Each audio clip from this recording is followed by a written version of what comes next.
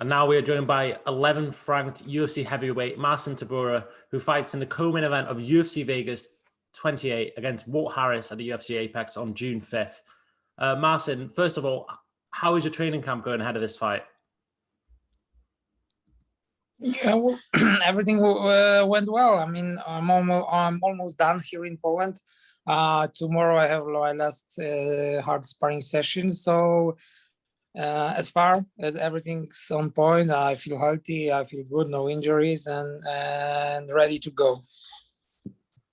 And what have you been working on most since your last fight? Because it's been almost 5 months now since your last fight and that victory against Greg Hardy. I train in Ankos in Poznań, and we actually work on everything. The gym is most famous from the wrestling style, but we work on everything. So I think I got improved in everything. Mostly the I guess the wrestling and striking, I guess.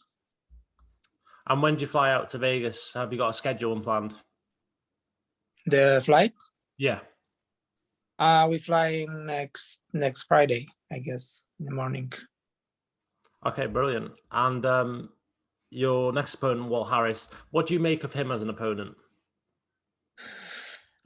He's a big guy, heavy hands. He's known as a striker, I guess. I don't see him as a very good grappler or wrestler, but I'm pretty sure he can wrestle and grapple. But I see him as a heavy hitter, so I'm pretty sure he will try to find the knockouts, and he will be the one who will try to keep this fight standing.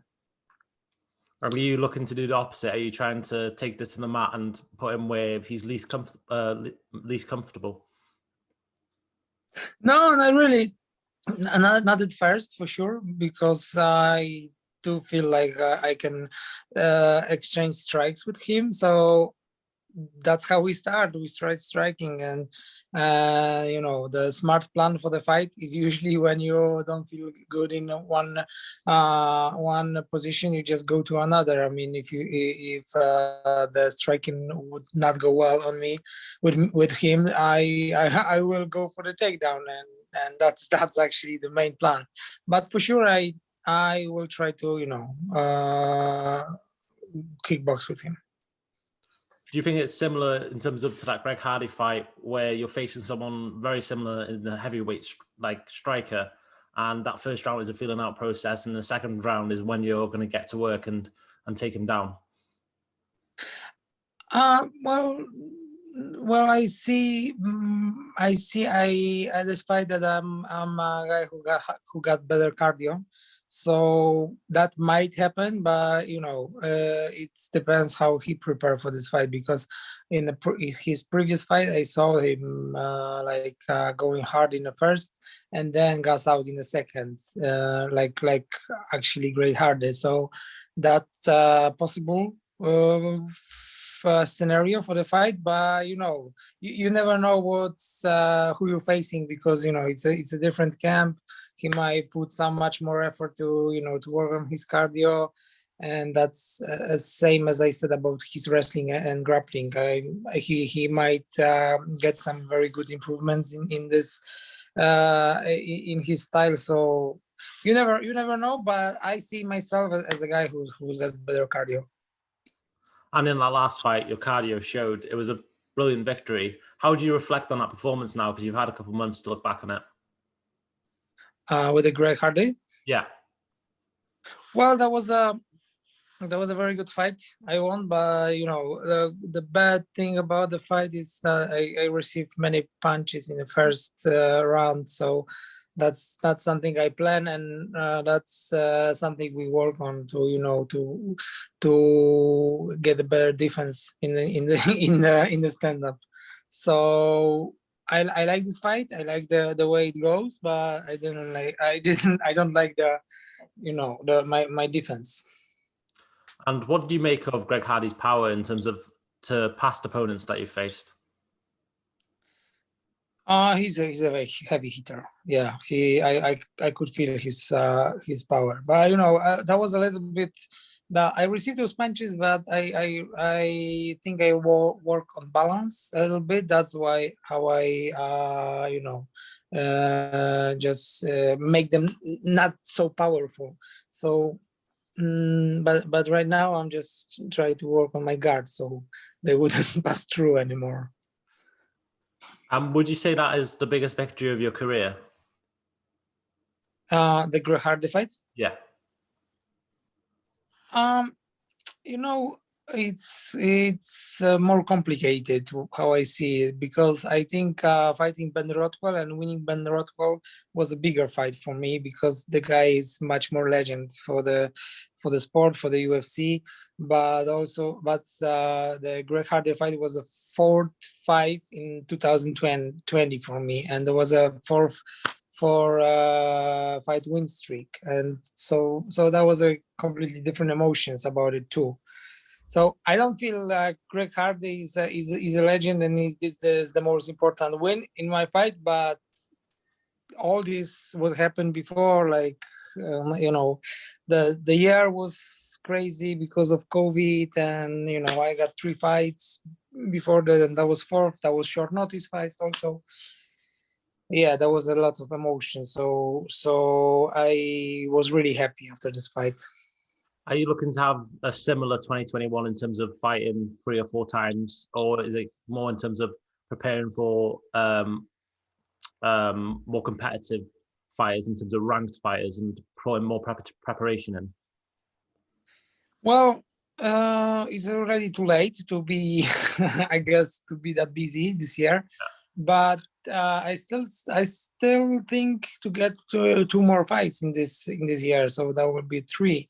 And as you say, in that winning with Walt Harris just put me in like top 10, and those fights, I guess, it's hard. It's harder to to be that busy when you are when you're top 10 or top 5, I guess. So I don't know if it's gonna happen, because there is there must be a good event. There must lots of things get into a place to schedule a fight with 2 top rank in any division. So I don't know if it's happened, but my plan is to get another 2 in this year. And now that you're starting to climb the rankings, how do you see yourself ranked up against some of the best in the division? Because that division's starting to get like crammed with talent. How do you see yourself compared to like the top 10? Well, I see I have like unsolved business there in top 10. Yeah. With there's 3 guys in top 10 which I fought with and I lost. So it's hard for me to saying right now that I'm the guy who deserves to be there, because I lost to those 3 guys. But right now I think I got much more improvement in my game, and I feel like the best in my life. So I'm ready to face them and prove that I belong there. What do you make of the main event next week? Because Sakai, someone you fought, and Jairzinho is coming off a loss. What do you make of that main event? Do you see a winner from that? Yeah. I would gladly take the winner, but the winner, of course, because I think I deserve the winner of this fight. If I win, of course, with Walt Harris. So yeah, I like this fight happening on the same card. So right after it, we can schedule another one. That would work out well, because you're both fighting at the same time, so same amount of time to recover and then preparation.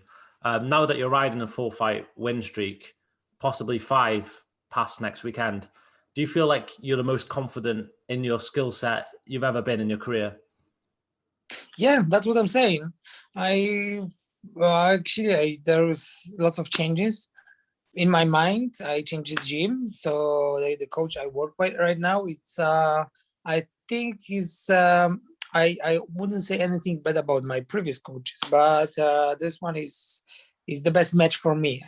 What I would say, we getting along together, and I think the advices he has for me and work we do, it's the best I ever did. So, and there was a like a mental change a little bit in my mind. So everything like exactly in the place. So I'm hoping next year fighting for the title. And Polish MMA is on the rise right now. You got Jan Blachowicz as the champion of the light heavyweight division. You've got Maciej Gamrot, who's making a rise in the lightweight, and then yourself in the light heavyweight division on a 4-fight win streak. Are you the next Polish champion? Do you see yourself as that?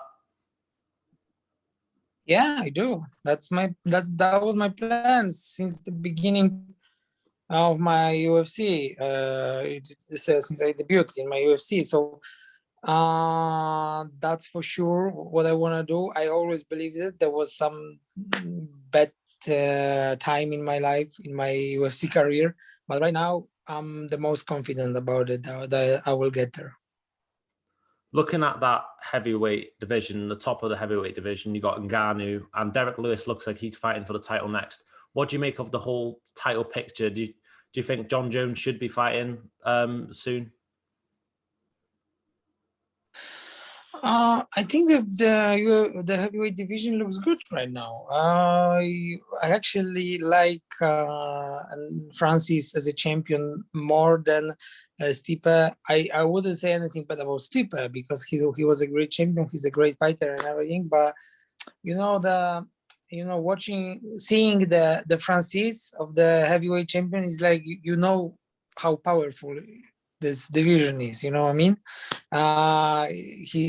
What he looks like, he brings more attention to the heavyweight division, and some other guys, it's very competitive division right now. So yeah, that's the best. I guess that's the best time to climb the ranking there and get that gold. And knowing you fought some of the heavyweights in the top 10, is there anybody in particular that you would like to fight in the top 10 after Walt Harris if you do beat him?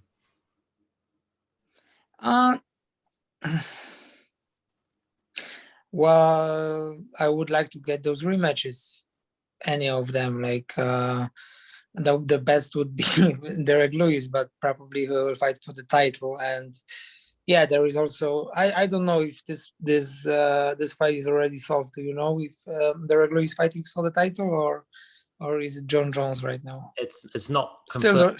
We still don't know, right? Yeah, it's not confirmed, but I believe the talks are it's Ngannou versus Lewis at the moment. Yeah, so the best for me would be Derek Lewis, but it's probably impossible. So, well, whoever would be, higher in rankings than me, that I will fight.